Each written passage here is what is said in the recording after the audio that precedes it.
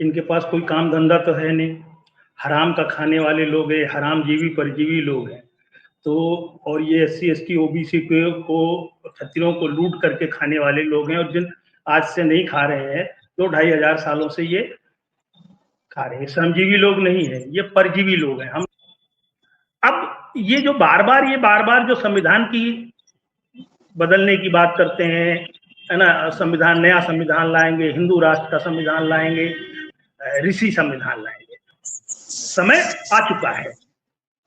क्रांति बुद्धा ने किया था और वामसेव महाक्रांति करेगा, सामाजिक क्रांति भी करेगा और राजनीतिक क्रांति भी करेगा। इनको पूरी तरीके से पता है। साथियों नमस्कार, इस वक्त हमारे साथ मौजूद है लल्लन प्रसाद सोनी सर, सोशल एक्टिविस्ट है। सबसे पहले सर का बहुत बहुत स्वागत करते हैं अपने चैनल पे। आपका भी बहुत बहुत स्वागत है। सर अभी बात की जा रही है 15 विद्वानों ने मिलकर तैयार किया है ऋषि संविधान, और वो 5.5 लाख गाँव तक लागू करने की बातें की जा रही है। किस तरह देखते हैं सर ऐसे जो ऐसे लोग आते हैं संविधान के विरोध में ऐसी सारी बातें करते हैं, क्या कहेंगे? राणा जी, मैं कई इंटरव्यू में बता चुका हूँ कि ये दरअसल इनके पास कोई काम धंधा तो है नहीं, हराम का खाने वाले लोग हैं, हराम जीवी परजीवी लोग हैं। तो और ये एससी एसटी ओबीसी को क्षत्रियों को लूट करके खाने वाले लोग हैं, और जिन आज से नहीं खा रहे हैं, 2-2,500 सालों से ये खा रहे हैं। श्रमजीवी लोग नहीं है, ये परजीवी लोग हैं। हम लोग श्रमजीवी लोग हैं। 1949 26 नवंबर 1949 को जब संविधान सभा में बाबा साहब ने संविधान को महामहिम राष्ट्रपति राजेंद्र प्रसाद जी को सौंपा, तब उन्होंने एक महत्वपूर्ण स्पीच दिया और कहा कि संविधान कितना भी बेहतर हो, अगर उसको लागू करने वाले लोग ईमानदार नहीं है, वो तो संविधान किसी भी काम का नहीं है। संविधान में बहुत सारी गलतियां हो, कमियां हो, लेकिन संविधान को लागू करने वाले लोग अगर ईमानदार हैं तो संविधान बहुत ही महत्वपूर्ण होगा। तो ये बात जो बाबा साहब ने कही, तो बाबा साहब को पता था कि संविधान तो बन गया है, बना दिया है, लेकिन लागू करने वाले लोग जो हैं वो ईमानदार नहीं है। वो ईमानदार नहीं है। विद्वान तो हो सकते हैं, लेकिन वो ईमानदार नहीं है ना। तो जो ईमानदार नहीं, बाबा साहब को पता था, तो उनको पता था कि संविधान लागू तो हो गया है, लेकिन ये संविधान स्थापित तो हो गया है, लेकिन लागू करने वाले लोग जो हैं संविधान सभा में ईमानदार लोग नहीं है। कारण क्या है कि एससी एसटी ओबीसी के लोग जो हैं बहुत ही कम थे, बहुत ही कम थे, एक नाम मात्र के थे। बाबा साहब ने जो हक अधिकार दिया एससी एसटी के लिए, सुरक्षित सीटें 131 सीटें जो निर्धारित की पूना पैक्ट समझौते के बाद, उसका परिणाम क्या हुआ? बाबा साहब ने उसी समय ये कहा था कि ये जो एससी एसटी के जो सांसद हैं, ये जो है ये ब्राह्मणों के टूल्स हैं, ब्राह्मणों के टूल्स हैं। तो ये बात बाबा साहब ने उसी समय कही थी। अब ये बार बार जो संविधान की बदलने की बात करते हैं, है ना, संविधान, नया संविधान लाएंगे, हिंदू राष्ट्र का संविधान लाएंगे, और आपका अभी आपने बताया कौन सा ऋषि संविधान लाएंगे, और 15 विद्वानों ने तैयार किया। तो ये ऐसा क्यों कर रहे हैं? कारण क्या है? भारत में 1952 में जो पहला लोकसभा चुनाव हुआ, तो उस वक्त पंडित नेहरू ने 60% ब्राह्मणों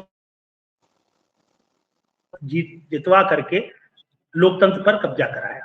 कार्यपालिका, विधायिका, न्यायपालिका और मीडिया, उसके अलावा जितने भी सरकारी संस्थान थे, पब्लिक लिमिटेड संस्थान थे, उन पर भी कब्जा कराया। सारे विश्वविद्यालयों पर, मेडिकल कॉलेजों पर, आईआईटी पर सब ब्राह्मणों का कब्जा हुआ, और 99% कब्जा।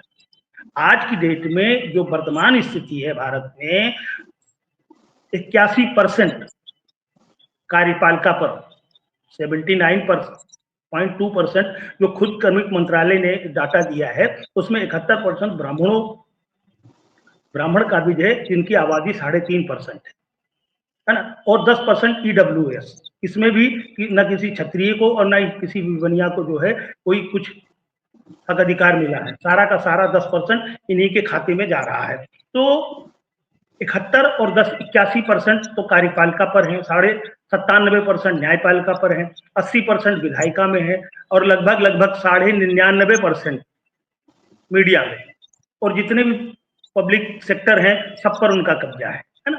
तो ये जानते हैं कि सत्ता में बैठे हुए लोग हैं, तो ये स्वयं तो आगे आते नहीं, स्वयं नहीं आएंगे, आरएसएस स्वयं सामने नहीं आती है, वो ऐसे लोगों को सामने लाती है जो इनके प्रचारक हैं, जो इनके हथियार हैं, उनका इस्तेमाल करती है ना। कभी कभी ये लोग सामने आ जाते हैं, जैसे अनंत हेगड़े ने कहा कि मैं संविधान बदल दूंगा, बदलने के लिए चुनाव लड़ रहा हूं। अभी इसी पिछले चुनाव में तमाम जो है बातें आई कि संविधान बदल दिया जाएगा अगर 400 पार हो जाते हैं, ऐसी बहुत सारी बातें इन लोगों ने कही है।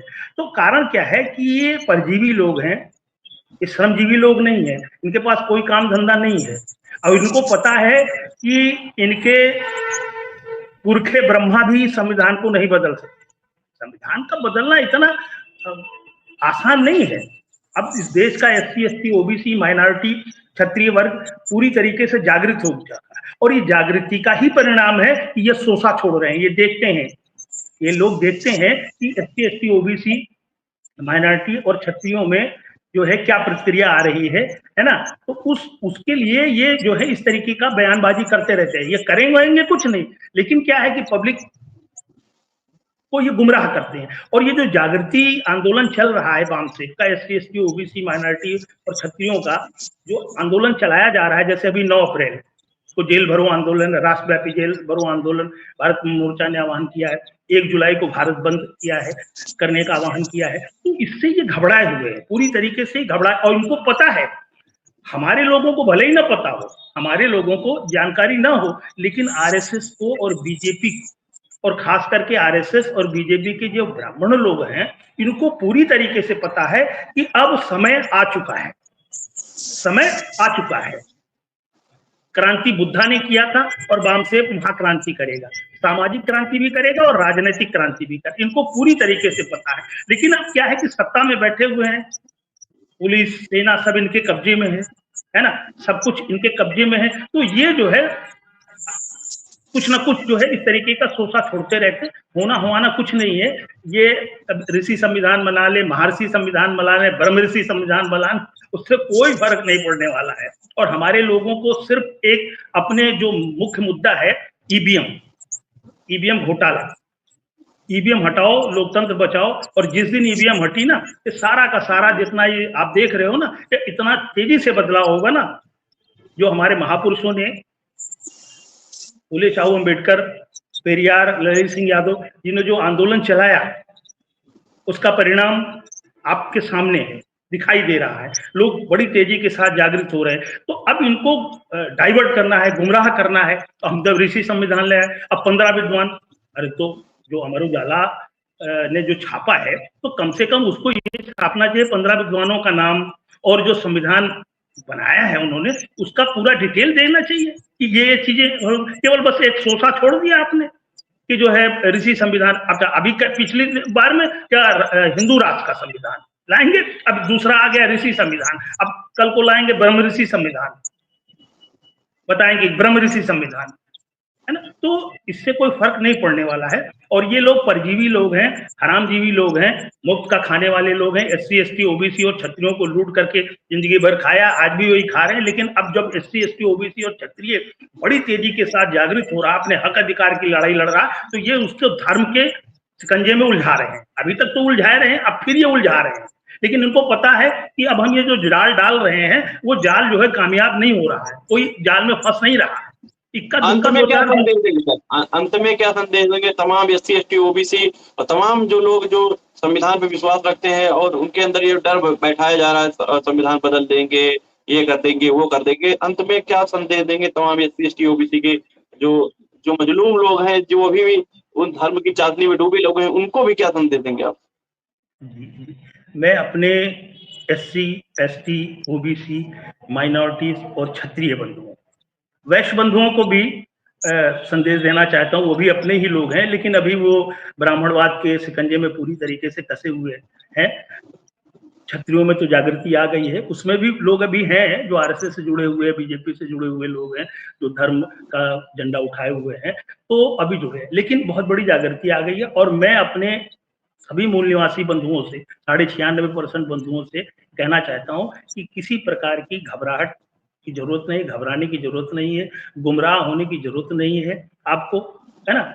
इनको करने दो, ये कर रहे भाई, सबको अधिकार है, संविधान ने तो सबको अधिकार दे रखा है, तो बोलने का, लिखने का, तो उसको तो कोई हम लोग डिस्टर्ब नहीं करेंगे, तुम खूब लिखो, खूब बोलो, है ना। तो अपने लोगों को यही संदेश है राणा जी कि हमारे लोग, मुख्य मुद्दा जो हमारा है, एक ओबीसी की जाति आधारित जनगणना, और दूसरा मुद्दा हमारा जो है ईवीएम घोटाला।